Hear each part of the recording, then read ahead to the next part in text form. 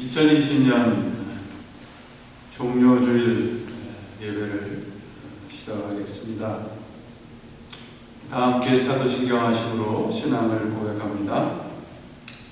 전능하사 천지를 만드신 하나님 아버지를 내가 믿사오며 그 외아들 우리 주 예수 그리스도를 믿사오니 이는 성령으로 잉태하사 동정녀 마리아에게 나시고 본디오 빌라도에게 고난을 받으사 십자가에 못 박혀 죽으시고 장사한 지 사흘 만에 죽은 자 가운데서 다시 살아나시며 하늘에 오르사 전능하신 하나님 우편에 앉아 계시다가 저리로서 산자와 죽은 자를 심판하러 오시리라.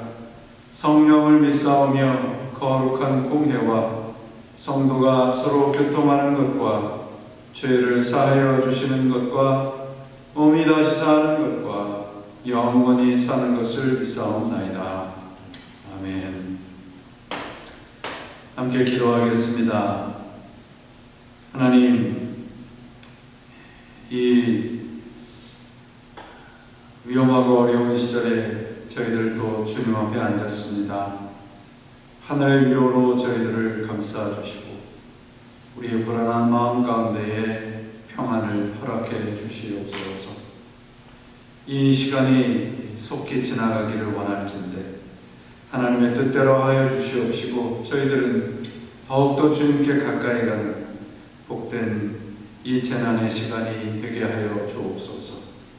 하나님 아버지, 이렇게 어려운 시절에 더욱더 주님께 가까이 가는 저희로 만들어 주시고 주님의 뜻 안에서 저희들의 육신의 건강과 영적인 건강도 주께서 지켜주시옵소서. 오늘도 주님께서 말씀해 주시고 듣게 하시고 저희들이 비록 함께 모여 다 찬양하고 기도하고 예배를 드리지 못할지라도 동일한 은혜로 아니 더 큰 은혜로 저희 모두에게 임하게 하여 주옵소서. 성령께서 함께 해주시기를 간절히 바라와서 우리 구주 예수 그리스도의 이름으로 간절히 기도합니다. 아멘.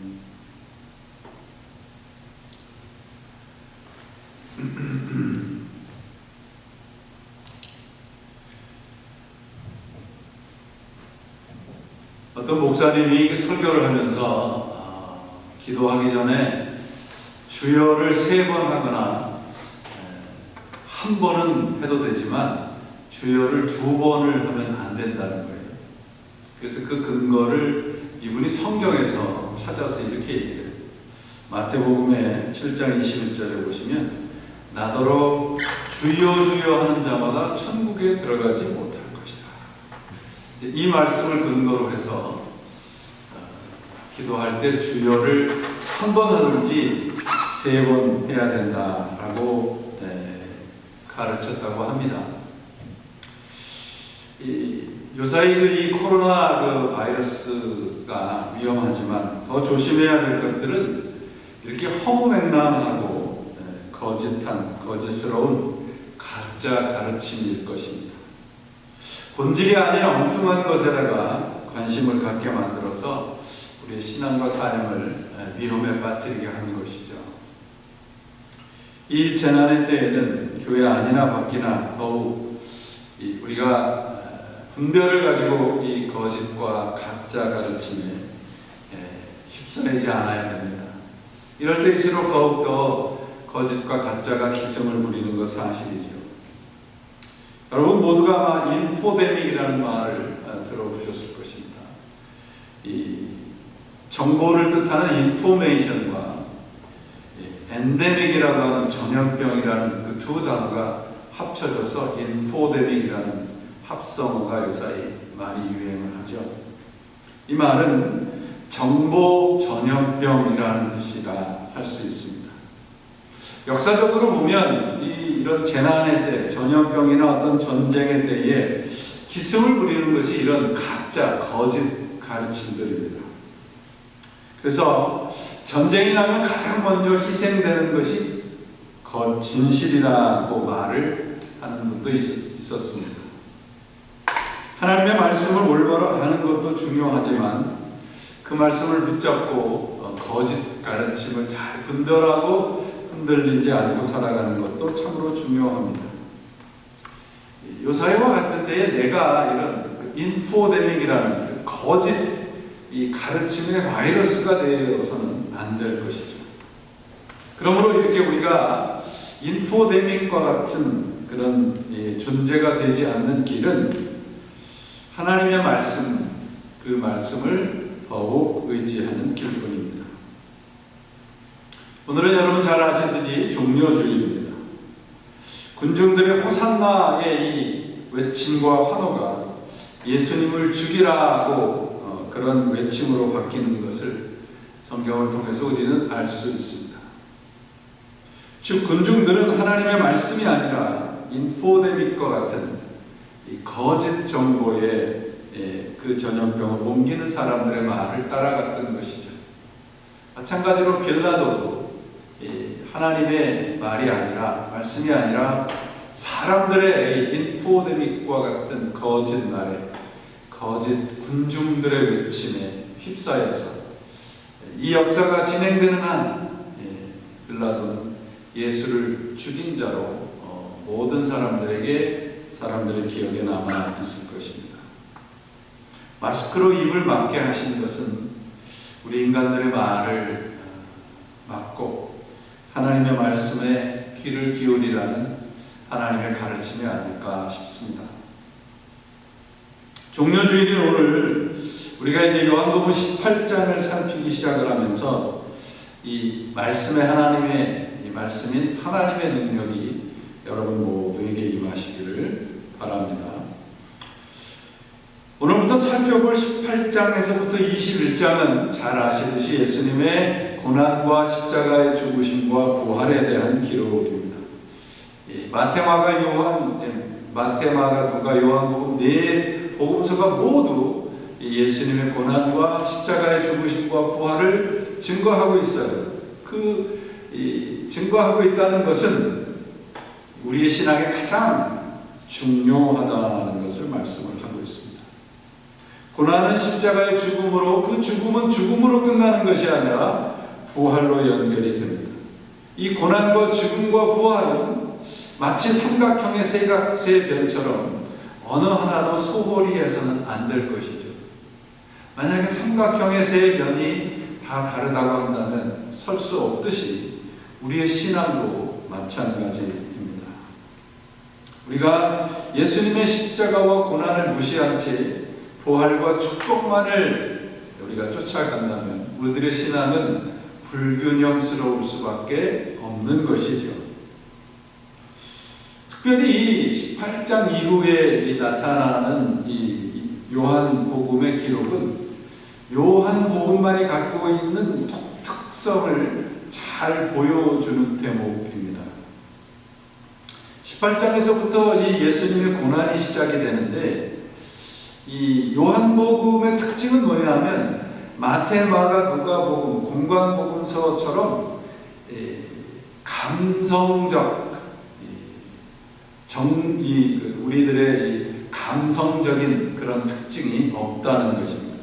감상적이지 않아요. 예수님이 고뇌에 빠지신다거나 엘리 라마 사박다니 하나님이 어찌 나를 버리시나이까 라고 하는 그 외침도 요한복음에는 없습니다. 오늘 본문이 요한복음 18장도 예수님을 잡으러 이제 많은 사람들이 오는 장면으로 시작을 합니다. 이 장면에서도 그 어디 하나 예수님의 그 이 모습 속에서 감상적이거나 어떤 그 패시미스틱한 그런 모습을 찾아볼 수 없어요. 당당한 그 하나님의 아들과 하나님의 왕으로서의 위엄을 보여주고 있습니다. 십자가의 길을 걸어가시는 영원한 왕의 위엄을 전하고 있죠. 본문 4절부터 6절 말씀을 보시면 예수께서는 자기에게 닥쳐올 일들을 모두 아시고 앞으로 나서서 그들에게 물으셨다. 너희는 누구를 찾느냐? 그들이 대답하였다. 나사렛 사람 예수요. 예수께서 그들에게 말씀하셨다. 내가 그 사람이다. 예수를 넘겨줄 유다도 그들과 함께 서 있었다. 예수께서 그들에게 내가 그 사람이다 라고 말씀하시니 그들은 뒤로 물러나서 땅에 쓰러졌다. 예수님께서 내가 바로 너희가 찾는 바로 그 사람이다 라고 말씀을 하시자 6절 말씀해 보시면 그들이 물러나서 땅에 쓰러졌다고 다 했어요. 영어 성경에 보니까 drew back and fell down the ground 이렇게 되어 있습니다. 그냥 주저앉은 것이 아니라 그들이 하나님 예수님의 말씀 속에 튕겨나서 완전히 혼비백산된 모습을 전하고 있어요. 이처럼 공관복음에는 없는 모습, 또 감상적이고 조금은 고뇌하시는 그런 예수님의 모습이 아니라 이 예수님께서 요한복음을 통해서 우리들에게 보여주신 모습은 뭐냐면 고난과 순환이 끝이 아니고 그건 죽음을 이기는 부활의 길이라는 것을, 승리의 길이라는 것을 가르쳐 주고 있습니다. 19절 20에서 24절에 나오는 대제사장의 신문 장면에서도 또 빌라도가 신문하는 그 장면에서도 예수님은 전혀 흔들리거나 그들에게 그들의 위험에 눌려있는 모습을 찾아볼 수가 없습니다. 십자가 고난에서도 그렇지만 예수님의 십자가 상에서의 모습도 요한복음은 당당한 모습을 전해요. 19장의 30절 말씀을 보시면 예수께서 신포도주를 받으신 후에 이르시되 다 이루었다 하시고 머리를 숙이고 영원히 돌아가니라. 이 말씀은요, 머리를 숙이시자 영혼이 떠났다고 되어 있어요. 이 순서가 숨이 끊어져서 머리를 숙인 게 아니고요, 머리를 숙이자 숨이 끊어진 것입니다. 이게 대단히 중요한, 그 죽음을 쥐고 계시다는 거예요. 죽음이 그를 찾아와서 어쩔 수 없이 죽은 것이 아니고요, 예수님께서 머리를 숙이자 곧 죽음이 내게 오는 것을 허락하시자 그때 비로소 영원히 하나님에게 가셨다는 말씀입니다. 잠시 죽음을 허락했다는 것이에요. 그래서 예수님께서 어떤 분이신가를 분명히 보여주고 있어요. 요한복음을 기록한 목적이 요한복음 20장 21절, 30절, 31절에 나와 있는데 그 말씀이 이렇게 되어 있습니다.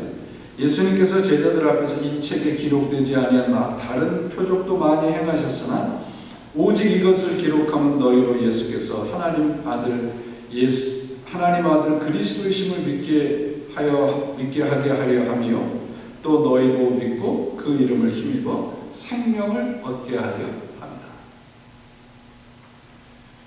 지금 이 요한복음에 기록된 것이 아주 지극히 작은 부분이라는 거예요. 근데 그 작은 부분을 통해서 첫째로 증거하는 게 무엇이냐? 그분이 하나님의 아들이시고 그분이 영원한 왕이시라는 거예요. 요한복음에 기록된 이 제한된 아주 작은 이 기록을 통해서도 그분이 하나님의 아들이라는 것을 충분히 증거하고 있다는 말씀입니다. 그리고 그 하나님의 아들이 우리 사람들에게 찾아오셔서 우리에게 영원한 생명을 주셨다는 거죠. 그분이 바로 우리 구주 예수 그리스도라는 것입니다. 여러분, 이 하나님의 아들이신 예수님과 곧 영원한 왕이신 예수님과 죄인으로 죽을 수밖에 없는 우리 이 두 존재가 만난 사건이 뭐냐? 그게 구원이에요. 그래서 그 구원은 뭐냐? 우리에게 아무런 어떤 자격이나 능력이 없음에도 불구하고 하나님의 아들이 이 땅에 오셔서 영원한 그 왕권으로 우리를 구원하셨다라고 하는 것을 우리들에게 전해주고 있는 것입니다. 우리들은 이 하나님의 아들을 우리 요한복음 1장에서 살펴봤잖아요. 거부했습니다.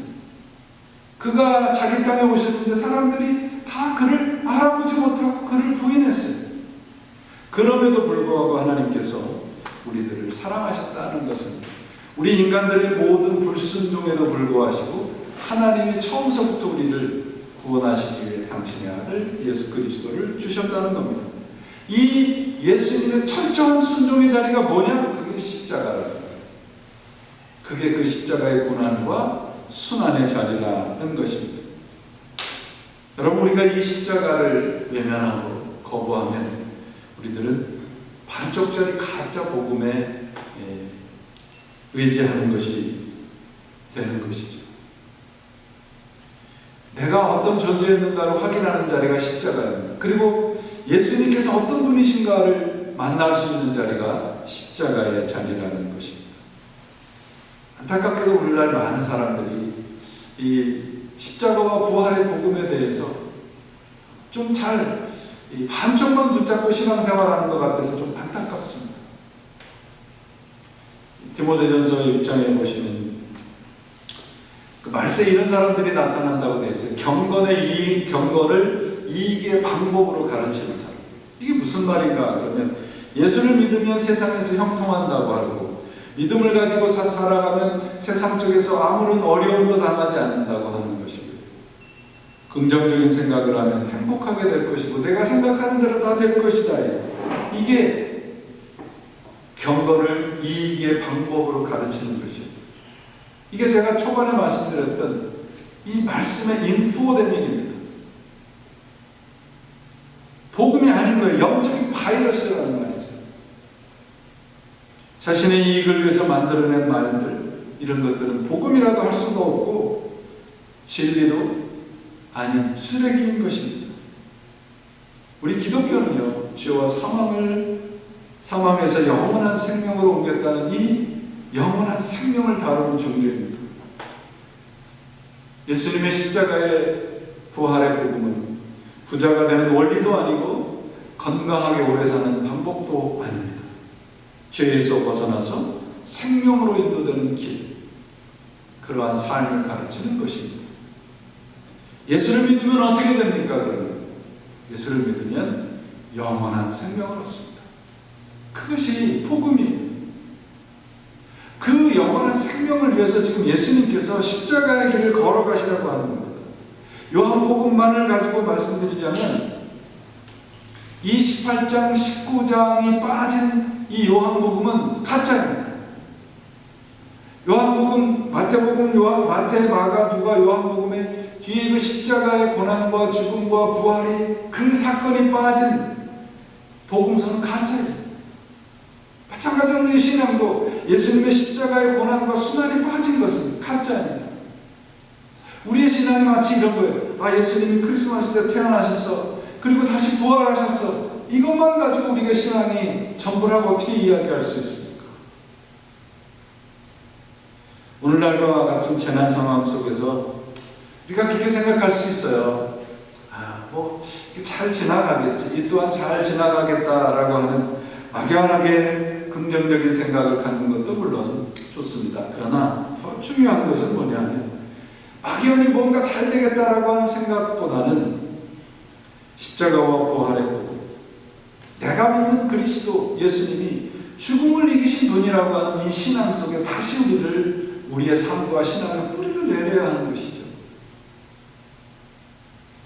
십자가의 고난, 죽음, 그리고 부활이라는 것을, 이 죽음을 이기신 부활, 예수 그리스도의 십자가의 고난 속에서 약속되어진 그 영원한 생명의 부활, 이것을 오늘날처럼 잘 경험할 수 있는 시간이 어디 있겠어요? 제 평생에 이 2020년 사순절처럼 정말 예수님의 고난을 저절히 느낄 수 있는 시간은 없었던 것 같습니다. 우리를 그런 시간 속에 밀어 넣으셔서 우리로 하여금 죽음을 이기시고 부활하셨다고 하신 예수 그리스도의 놀라운 약속을 다시 한번 우리가 확인할 수 있는 시간이 오늘의 우리의 어려운, 그리고 우리의 이 재난의 시간이라고 생각을 하게 됩니다. 십자가의 길을 걸어가신 주님은 하나님이십니다. 영원한 왕이십니다. 우리에게 영원한 왕으로 오셔서 하늘나라의 놀라우신 약속, 생명의 약속을 주고 계십니다. 이처럼 여러분, 성경은 영원한 왕이시고 하나님의 아들의 권세와 능력의 예수 그리스도를 우리들에게 가르쳐주고 있어요. 그렇다면 오늘 이 말씀을 통해서 우리가 살펴볼 것은 뭐냐면, 예수님이 그냥 하나님의 아들이시기 때문에 이렇게 당당한 모습을 우리들에게 보여주고 있는 것일까? 예수님의 이 요한복음에만 특별히 우리들에게 요한복음을 통해서 가르쳐주고 있는 예수님의 이 놀라우신 당당함은 도대체 어디서 오는 것일까? 1절에 보시면 예수께서 이 말씀을 하시고 그렇게 되어 있습니다. 이 말씀이란 17장이에요. 그러니까 다른 말씀을 하면 예수님께서 기도를 다 하신 후에 이런 거예요. 그러니까 18장은 뭐예요? 예수님께서 기도하신 것이 예수님의 삶과 예수님의 이 모든 일상 속에서 나타나는 것입니다. 예수님의 기도를 눈으로 보여주시는 것이 뭐냐? 18장, 19장이에요.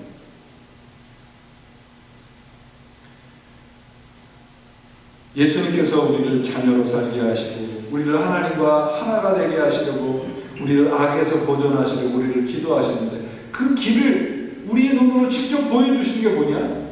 18장이라는 거예요. 기도하신 후에 그 기도와 함께 그 기도를 들어주신 하나님의 뜻대로 행하려고 하신 것이 뭐냐? 그 다음에 1절 다시 한번 봅니다. 제자들과 함께 기드론 시내 건너편으로 나가신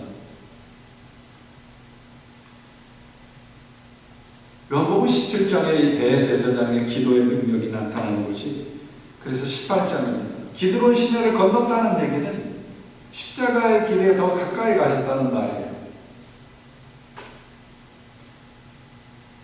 예수님께서 어떻게 하셨는가 이제 오늘 본문 말씀을 통해서 자세히 한번 살펴보죠. 먼저 예수님께서 기드론 시내를 건너서 한 동산에 가셨다고 되어 있습니다. 그런데 기드론 시내라고 하는 곳, 기드론 시내라는 것이 이 요한복음에만 기록이 되어 있어요. 다른 이 마태나 이런 다른 복음서에는 그저 겟세마네 동산에 가셨다라고만 기록을 하고 있습니다. 여기에 보시면 2절에 그곳은 가끔 예수께서 제자들과 모이시던 곳이다. 이 가끔이라는 단어는요, 우리가 생각하는 것처럼 그냥 아주 몇 번 안 갔던 그런 것이 아니라 자주라는 뜻입니다. 우리말 성경이 어떻게 보면 오역을 하는 것이라고 볼 수 있죠. 그래서 누가복음에서는 이거를 습관에 쫓아서 이렇게 돼요. 제자들과 자주 가시던 곳이다. 그렇게 기록을 하고 있습니다. 자, 그렇다면 예수님께서 여기에서 가장 먼저 예수님께서 기드론 시내를 건너서 동산에 가셨다. 그러면 예수님이 여기에 이제 오늘 본문에서도 말씀을 하시는데 모든 것을 아셨다는 거죠. 그러면 가룟 유다와 이 여기에 등장하는 대제사장들, 바리새인들, 로마 군대를 피하려고 피신하셨는가? 그렇다면 예수님이 가룟 유다를 피신하려고 이 모든 유대인들로부터 피하려고 가셨다 그러면 가룟 유다가 모르는 곳으로 가셔야 어렵습니다.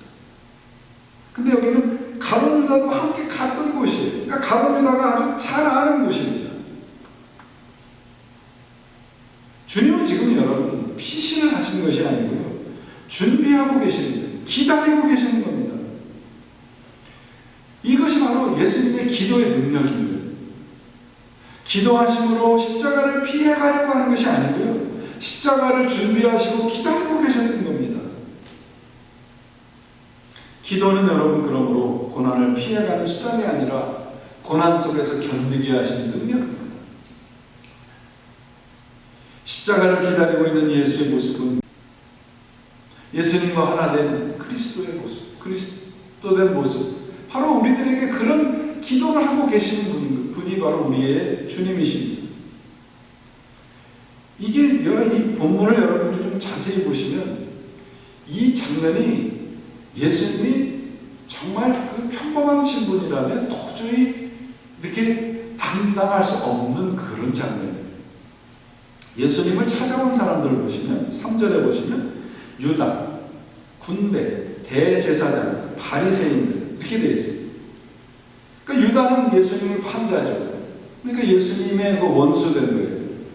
그 다음에 대제사장이라고 하는 것은 귀족들로 구성된 사두개인들을 말합니다. 그러니까 대제사장들이라고 말씀한 것은 전현직 제사장, 대제사장들이 다 모인 거예요. 그 다음에 바리새인들이라고 하는 것은 평민을 대표하는 종교 지식인들입니다.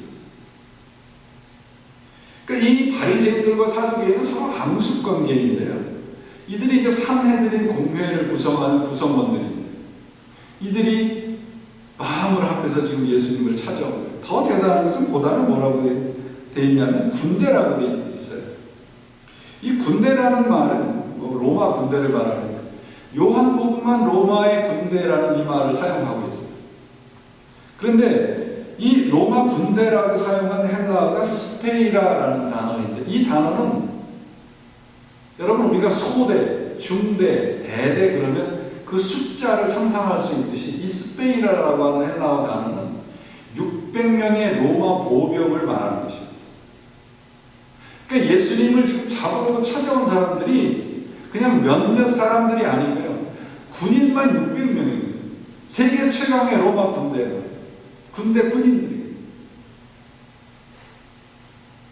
영적인 원수였던 유다와 종교, 정치, 군사, 이 세상의 권세의 최고의 자리에 있었던 사람들이 예수님을 잡으러 온 것입니다.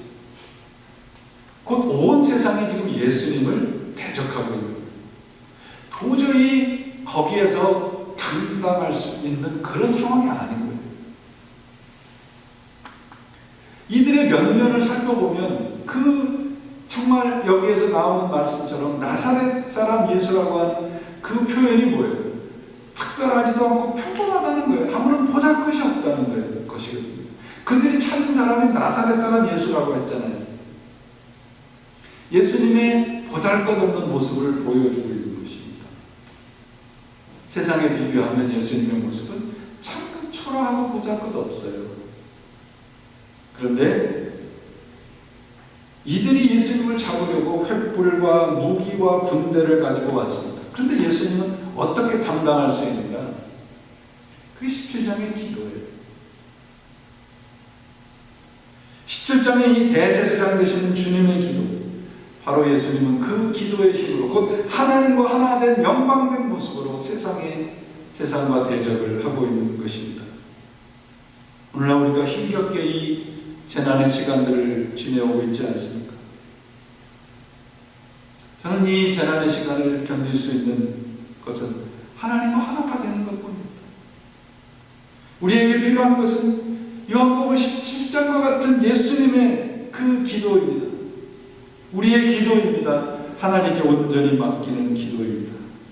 우리를 예수님에게 맡기신 하나님, 그분만을 의지하고 우리가 주님 앞에 하나된 모습으로 서면 세상의 모든 권세가 찾아와도 우리는 당당할 수 있습니다.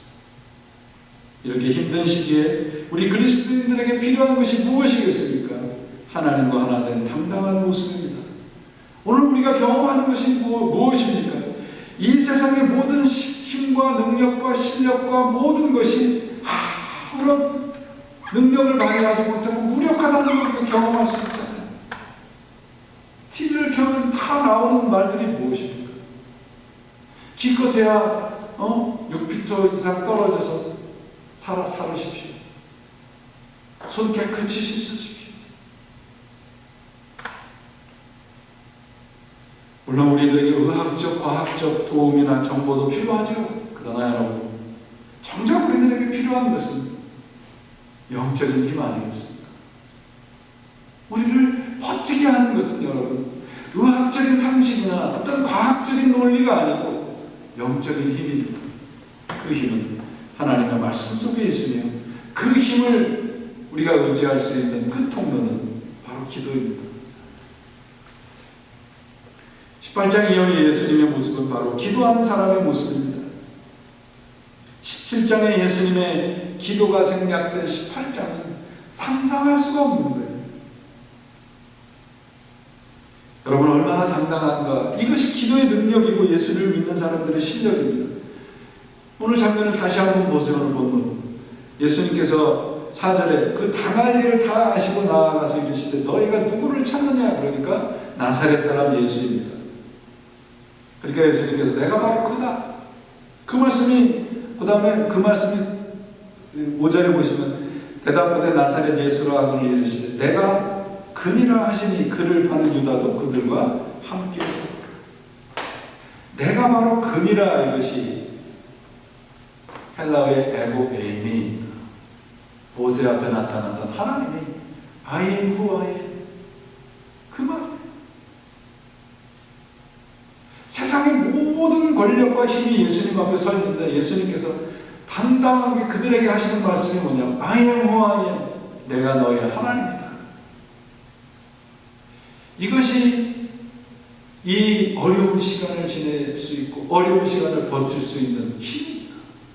주님께서 우리의 이 어려움의 한복판에 우리들에게 말씀하시는 거예요. I am who I am. 내가 바로 너희와 함께 있는 너의 하나님이다.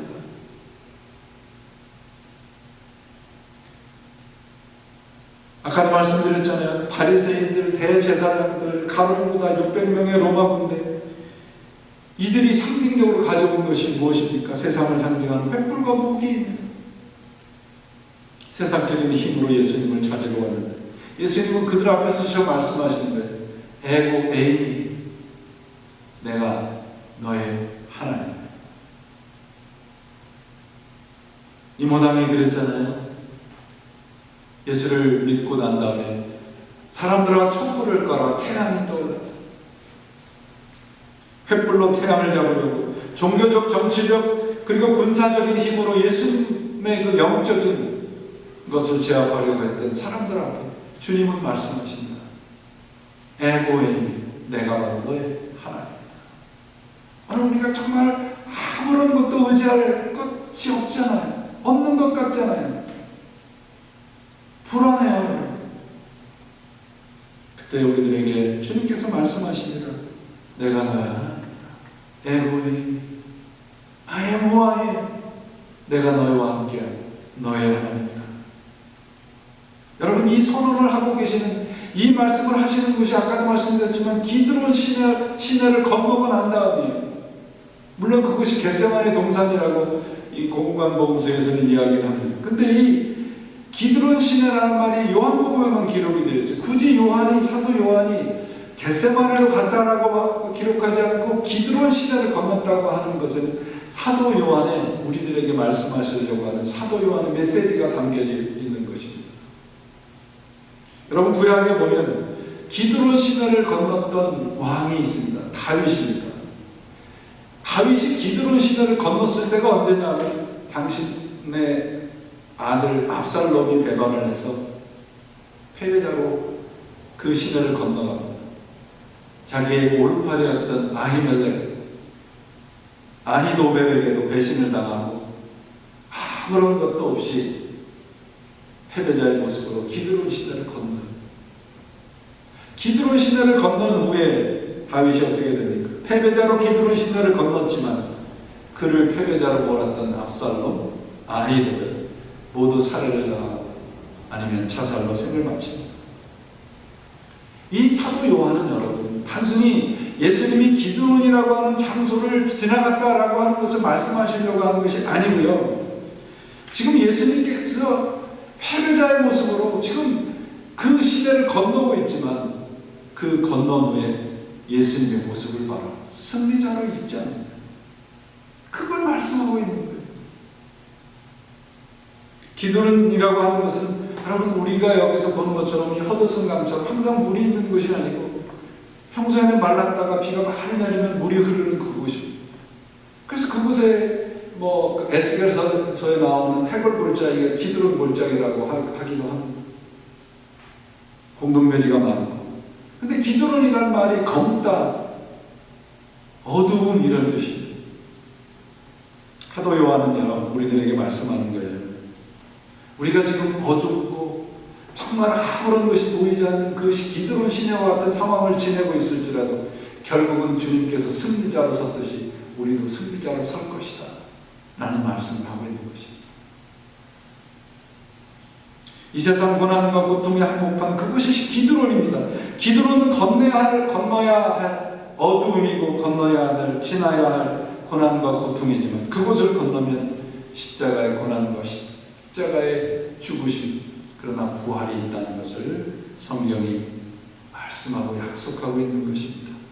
이 고난의 순간, 기드론과 같은 우리의 이 현재의 순간은 그저 이곳에 영원히 머무를 것이 아니고 지나갈 것입니다. 그리고 그 기드론 시내를 에고에이, 내가 너의 하나님이라고 말씀하시는 예수님께서 우리와 함께 건너가고 계십니다.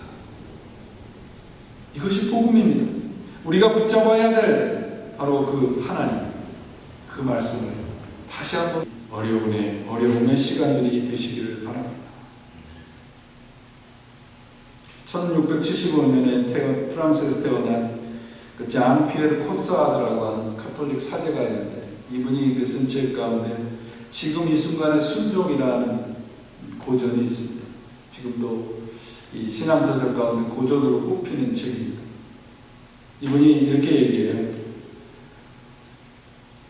우리가 이 세상에서 행복한 삶을 살기 위해서 가장 필요한 것이 뭘까? 그것은 모든 것에서 하나님을 보는 것입니다. 모든 것입니다. In all circumstances. 행복과 불행과 슬픔과 어려움과 고난과 기쁨의 모든 순간인 모든 순간 안에 하나님의 신비스러운 손길이 숨겨져 있다는 것입니다. 그걸 발견한 사람은 오늘 우리의 눈에 보이는 것에 의지하지 않고 기뻐하며 살아갈 수 있다고 말을 합니다. 사랑하는 여러분, 이 순간 우리가 무엇을 의지해야 할까요? 이 어려운 시간을 바로 이 영원한 왕 되시고 승리의 왕 되신 하나님, 에고에임이 선언하셔서 우리의 손을 붙잡으시고 기드론과 같은 이 어두움의 순간을 지나가고 계시는 우리 하나님을 붙잡는 여러분들이 되시길 바랍니다. 내가 바로 그다. 에고에임이 내가 바로 너의 하나님이라고 오늘 우리의 이 고난의 한복판에서 우리들에게 말씀해 주고 계십니다. 이 하나님이 우리와 함께 기드론 시내와 같은 어둡고 그렇고 어려운 이 시간을, 재난과 고통의 어둠을 건너가게 하실 것이며 부활의 아침을 맞이하게 하실 것을 믿습니다. 촛불을 꺼라. 태양이 떠올랐다. 인간의 말을 닫아라. 하나님의 말씀에 귀를 기울여라. 내가 너희를 이 기드론 시내와 같은 이 해물 골짜기와 같은 이 어두움을 지나가게 할 것이다. 내가 바로 너의 하나님이다 라고 말씀하시는 예수 그리스도의 음성에 다시 한번 우리의 믿음의 닷을 내리시고 이 어려운 순간에 주님의 말씀 우리가 함께 붙잡고 그 말씀 속에서 얻는 기쁨, 그 말씀 속에서 우리들의 귀에 말씀하시는 내가 바로 그다. 내가 바로 너희를 지나가게 하고 건너가게 할 에고에임이 너의 하나님이라고 하시는 이 말씀 속에 굳게 붙잡으셔서 이 어려움 함께 건너가셔서 하루속히 우리가 마음껏 찬양하고 예배하는 그날까지 말씀 속에서 묵상 속에서 승리하시는 여러분들이 되시기를 예수님의 이름으로 축원을 드립니다. 기도하시겠습니다. 하나님 아버지 감사합니다. 이 순간 우리들이 정말 서로 손을 붙잡고 하나님의 그 놀라우신 이름을 찬양하며 기도하며 눈물을 흘리며 예배를 드리고 싶습니다. 그렇지만 이 순간을 기드론과 같이 어두운 순간을 지나가게 하시는 하나님의 뜻이 있을 줄 믿습니다. 그 뜻 꼭 찾고 붙잡고 말씀 속에서 늘 주님 주시는 능력에 힘입어서 이겨가는 당신의 모든 성도들 되게 하여 주옵소서. 어떤 형편과 사정에 있을지라도 주님께서 함께 하셔서 내가 너의 하나님이라고 하시는 이 말씀 속에서 승리케 만들어 주옵소서. 우리 구주 예수 그리스도 이름으로 간절히 기도합니다. 아멘.